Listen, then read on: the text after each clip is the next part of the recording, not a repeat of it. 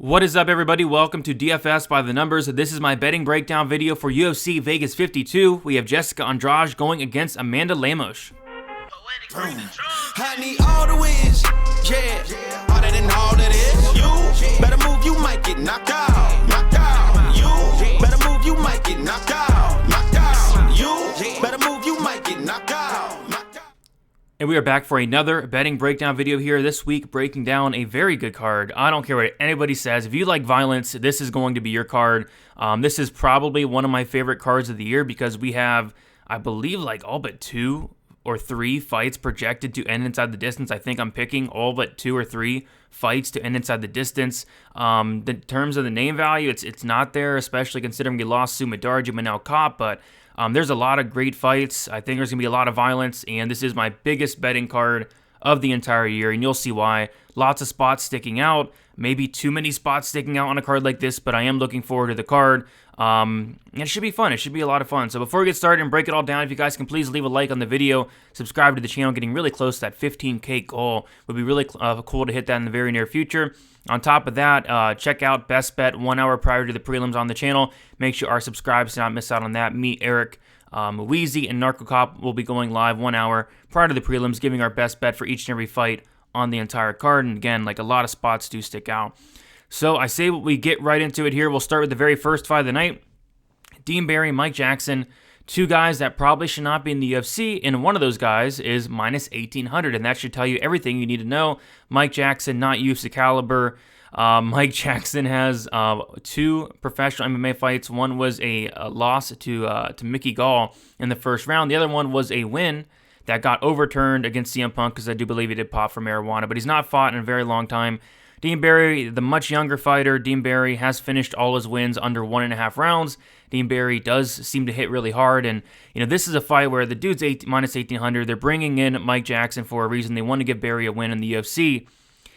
I think the under 1.5 is a pretty solid look. I don't want to be too invested in this fight, but if Barry does not finish Mike Jackson in the first round, he should be very ashamed of himself, honestly. And again, Dean Barry has finished all his wins. All of them come in the under 1.5 rounds. I think 3 of the 4 were in that first round as well. I do fully expect Dean Barry to come out here and starch Mike Jackson very early.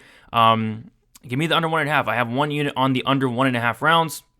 I got it at minus 121. It did open up around plus 120. Would have loved that, but it's still around the minus 120 range. I would be really surprised if, Dean Barry did not go out here and finish Mike Jackson within the first couple of minutes here. So give me the under 1.5 rounds, 7.5 minutes. I think Dean Barry should get it done. If not, just cut them both, right? We have Marcin Prachnio going against Philippe Lins. I do have 2 bets on this fight. I have the under 2.5 rounds, minus 155, 1.5 units.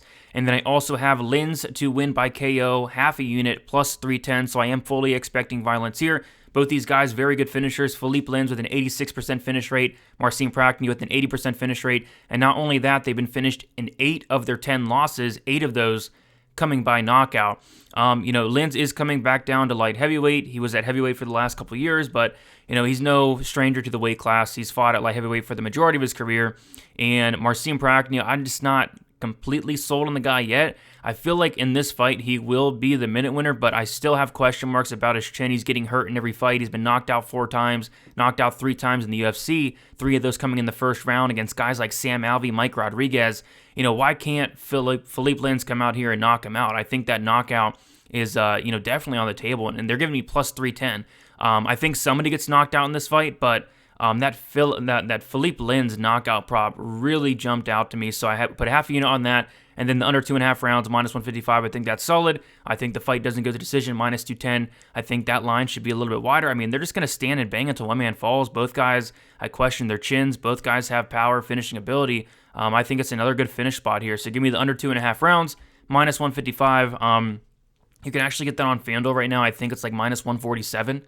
Something like that. I do like that. I missed it. I placed my bet and then saw that FanDuel had that under 2.5 rounds. But yeah, I got it at minus 155, 1.5 units on that. And then again, half a unit on Philippe Lins to win by KO, plus 310. I think that's a very juicy prop, and I think it could very well happen. All right, Preston Parsons going against Elvin Elder. We have a short notice replacement here for Preston Parsons. It was supposed to be Luis Kosuke, which would have been a phenomenal fight, but this fight's going to be good as well.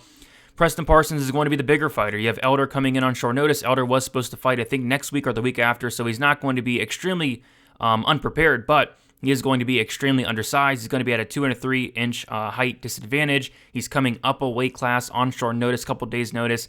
It's going to be a tough fight for him. Evan Elder, I don't think is a terrible fighter. Solid striking, solid power. He does have a wrestling game in his own right, but Preston Parsons, BJJ black belt. This guy's very dangerous on the mat, and if he can get it down to the mat, I truly believe that he can submit Evan Elder here. So I like Parsons to win. I like Parsons to win by submission.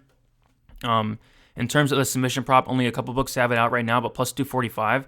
I'm going to see what some other books get that out at, but I might be looking at Parsons by submission. But what I did play right off the bat is going to be the fight doesn't go to decision at minus 190. I have 2 units on that. The reason being, Preston Parsons is a kill or be killed fighter, a 100% finish rate in his wins, and a 100% finish rate in his losses. Preston Parsons has been over 1.5 rounds twice, but he has never been to that 3rd round ever. So, yeah, in a fight that's, short notice, both guys dangerous. Preston Parsons in general, kill or be killed. We'll talk about a couple kill or be killed fighters on this card. The minus 190 fight doesn't go is something I was really not expecting. And again, I will be adding on to a potential Parsons submission if it's a decent price. So Parsons, 100% finish rate, all 100% of those coming by submission. BJJ black belt, much bigger. I think he submits Evan Elder, and probably in the 1st round. Richie Long going against Cameron Else. On a card that is stacked with violence on the prelims, this is probably one of the more exciting fights on the prelims, one of the more under-the-radar fights, I'd say, and I do have a bet on this fight. I have 2.5 units on the fight doesn't go to decision at minus 175. That's around like minus 225 now. I see a minus 200 out there. And the reason being, it's a Cameron Else fight. There's, like I said, a couple kill or be killed fighters on this card. Cameron Else, Preston Parsons, Jordan Wright, guys like that. That's where I want to target these violence props. Richie Long, he does hit hard. Richie Long has been finished 3 times by submission. Cameron Else is a BJJ black belt, but Cameron Else is going to go out there. He's going to try to finish Richie Long in the 1st round. If he does, he does. If he doesn't, the dude's going to quit. Cameron Else has 10 wins, all 10 of them coming in the 1st round, and you see each and every time the fight ends the 1st round, it's just like he falls off a cliff. It's like he does not want to be in there after that 1st round ends. He has 3 or 4 finished losses, and I think like 3 of them come after that 1st round. So, yeah, I think it's Cameron Else early, or I think it's a Richie Long 2nd, 3rd round, or I think a Richie Long can even finish in the 1st round. But, Cameron Else is going to have opportunities. He does hit very hard in his own right. Richie Long is a punching bag, but a very tough punching bag. And if Cameron Else can get it down to the mat, I think the sub could be live early on. It's just if Cameron Else does not do it in 5 minutes, he's going to lose, he's going to quit, he's going to tire out. I watched a fight with Cameron Else where I've never really seen somebody put their hands on their knees, tired, completely gassed out, 6 minutes into a fight, and that's kind of Cameron Else. That's kind of his style. So they're going to go to war. I think the fight doesn't go to decision, and once again, is the way to go. I think Richie Long inside the distance, plus 145 is the way to go. And if you like Cameron Else, I think Cameron Else by sub, Cameron Else 1st round sub, Cameron Else 1st round would be the ways I would look at it. But yeah, 2.5 units on the fight doesn't go minus 175. Tyson, Pedro, Ike Villanueva. Pedro coming off of a big layoff, and they're giving him the easiest matchup literally possible in the light heavyweight division, and that is going to be Ike Villanueva. Pedro should cruise here. Pedro should, either knock out Ike Villanueva, who's been knocked out a million times, or Pedro can get down Ike Villanueva, who's been submitted a million times. Ike Villanueva's been finished in all but one of his losses. He's very hittable. He has a worse striking defense than Jordan Wright. And then on top of that, his submission game is just not there. So Pedro should come out here, starts this guy in the 1st round. I'd be kind of shocked if he got out of the 1st round.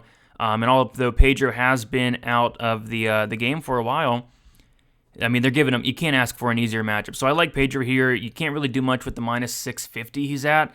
But I do have the fight doesn't go to decision in a parlay, and I'll talk about the other parlay piece in a bit. But I think the fight doesn't go. If you can parlay that up, I think it's a solid parlay piece. Minus 400 is the best price out there. I like that. I actually think there's some value on that minus 400, to be honest, because, Pedro, 100% finish rate. Ike's been finished literally a million times. So I like Pedro. Pedro inside the distance. Pedro round 1 was plus 125 earlier in the week. It's now minus 125. Like, he should go out here and finish Ike Villanueva very early, but I do have the fight doesn't go in a parlay piece. All right, time to calm down a little bit. The first fight I do not have action on. Sergey Kadoshko going against Dwight Grant. Yeah, nothing here. It's going to be a close fight. It's going to go to decision. Not a lot's going to go on. If anything, I don't know. Like, I think the split decision prop on DraftKings is live. It's like plus 500.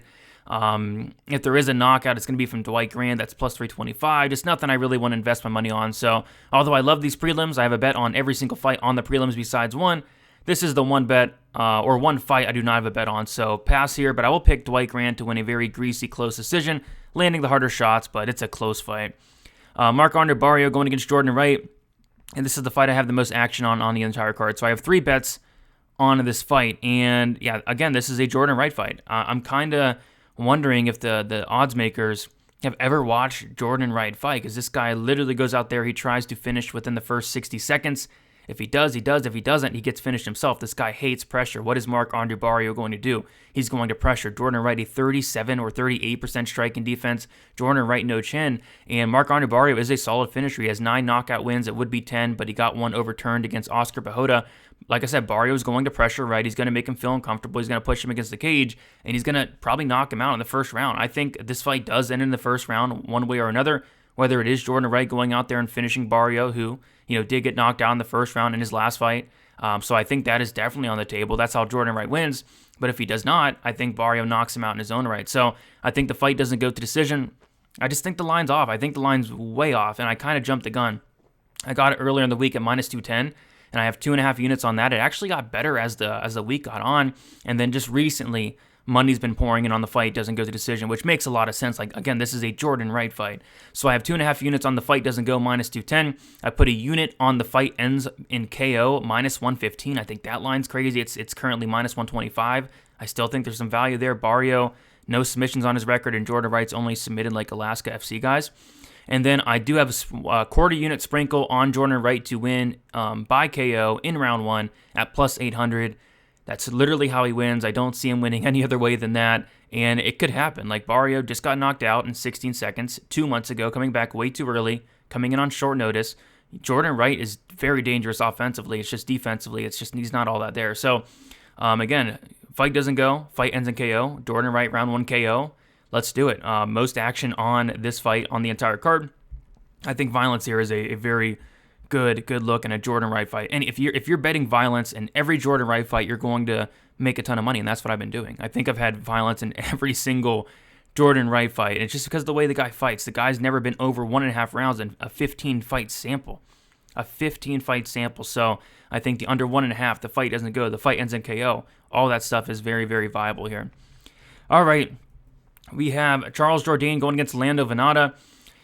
Yeah, nothing here for me. It's a close fight. I think it should be around a pick'em. I think the fight goes to decision, actually. I know we're talking all this violence. The fight goes to decision could be something to look at, but that kind of scares me because both guys are very good finishers. 92% finish rate for Jourdain, only one decision. Lando Vannata, a 75% finish rate, but both these guys are as tough as they come. But yeah, this is a pass for me. I'm going to pick Jourdain to slightly edge it out, but no confidence in this one way or another. And like I said, the fight goes to decision, if anything, but even that I'm not running to the window for. The next fight, we have Alexander Romanov going against Shea Sherman. Listen to this. We have Romanov minus 2,400. You will not see that often in the UFC. You'll probably never see that in a very, very long time. We have Dean Barry minus 1,800, Alexander Romanov minus 2,400. Obviously, don't parlay them up, but yeah, they should cruise here, especially Romanov. And I do have a parlay with this fight. It's going to be the under 1.5 rounds in this fight, parlayed with the fight doesn't go to decision. In the Pedro Villanueva fight, 2.5 units, minus 159. And I would be shocked if Romanov did not come out here and finish Shea Sherman. We saw what Jake Collier did to Sherman. He took him down and submitted him shortly after. Like, Sherman's takedown defense is okay, but his ground game is completely atrocious. Like, if Alexander Romanov gets him down, he's going to finish him. And on the feet, that's where Sherman would have some opportunity. Sherman does hit very hard. He's dangerous early on, but one takedown, this fight should be over. If Romanov does not finish Sherman in the first round, I'd be kind of shocked. And even like the Romanov first round prop, I want to say it's like minus 190 around there. I think that's much better than laying like the minus 2,400, but like the under 1.5 rounds, I like that. Probably the most juiced under 1.5 rounds you'll ever see in your life, but it's just hard to imagine this fight going over 1.5 rounds. It's hard to imagine this fight getting into the second round. So I like the under 1.5, parlayed up with the fight doesn't go in the Ike Villanueva fight, Pedro fight, 2.5 units, minus 159 there. I do like that parlay quite a bit. I would be kind of shocked if neither of those hit, but this is MMA and anything can happen. 3 fights left. Macy Barber, Montana, De La Rosa. Yeah, nothing here. It's dog or pass for me. This is a very close fight, a fight I don't want anything to do with. No props really stick out. It's De La Rosa or pass, but I'm passing. I think it's going to be close. I think De La Rosa, obviously she's going to be at a striking disadvantage, but I've not been impressed at all with Barber in terms of her striking since she just came back from her injury. And if De La Rosa can get this fight down to the mat, I think she will have an advantage. Very good grappler, very good wrestler. She's going to go for takedowns. I think she's so live. Yeah, I'm kind of talking myself into it a little bit, but I think the move is probably to pass. But yeah, De La Rosa by decision plus 235, that's good. De La Rosa by sub plus 800, that's interesting. Yeah, it's dog or pass, but I think I'm going to pass as of now unless something changes, but probably just going to pass there. Clay Guida, Claudio Poyas, very close fight. A lot of people very confident in Clay Guida, the 40-year-old Clay Guida, and I can kind of see why. I do think he'll have the wrestling advantage. Most importantly, he will have the cardio advantage. I think that's huge. But Poyas, he's very young. He's improving. He's at Stanford MMA. The striking's been looking better, improving in leaps and bounds in terms of the striking, but the wrestling's not there. The grappling's there. That's kind of his bread and butter there. And I guess the only thing that would stick out to me, and I'm not betting on this fight. It's a very sketchy fight to bet on, in my opinion, but I would take the Poyas by sub plus 450. I think if he wins, it is probably by submission. Clay Guida submitted 10 times. And what is Clay Guida's game plan going to be? Is he going to try to keep this on the feet and outstrike Poyas for 15 minutes? If he does that, it's going to be very close. Or is he going to try to take down Poyas and win minutes on the mat? If he does that, he's going to be putting himself in danger. So I'll take Poyas here. Little to no confidence. Sub prop plus 450 would be the only thing I'd look at, but I'm not betting on this fight. And then we have the main event, Amanda Lemos going against Jessica Andrade, and I do have a bet here. I have 2.5 units on the fight doesn't go to decision, minus 185, and I also added a unit onto that at minus 200. So I have 3.5 units on the fight doesn't go to decision, and I think this fight does end inside the distance more often than not. You take a look at their finish rates. Andrade, 73%, Lemos, 82%. Andrade has also been finished in 6 out of 9 losses, and Lemos finished in her only loss there. Both these fighters for 115 pounds hit extremely hard. In terms of power, they are definitely up there in that top 3, both of them.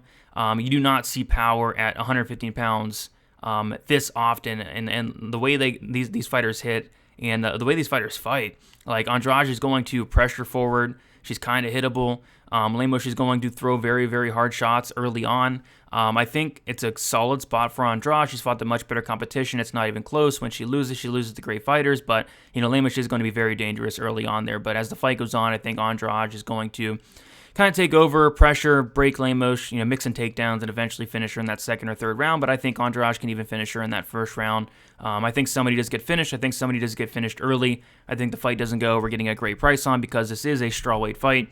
But, 3.5 units on that fight doesn't go there. So, quick recap, lots of violence. These fights, a lot of fights are going to finish, you got to believe, on this card. Amanda Lemos fight doesn't go to decision, minus 185, 2.5 units. Also added a unit on to the fight doesn't go to decision at minus 200.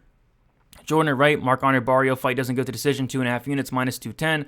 1 unit on the fight ending in KO, minus 115. And then a quarter unit on Jordan Wright to win in round 1 by knockout, plus 800 there.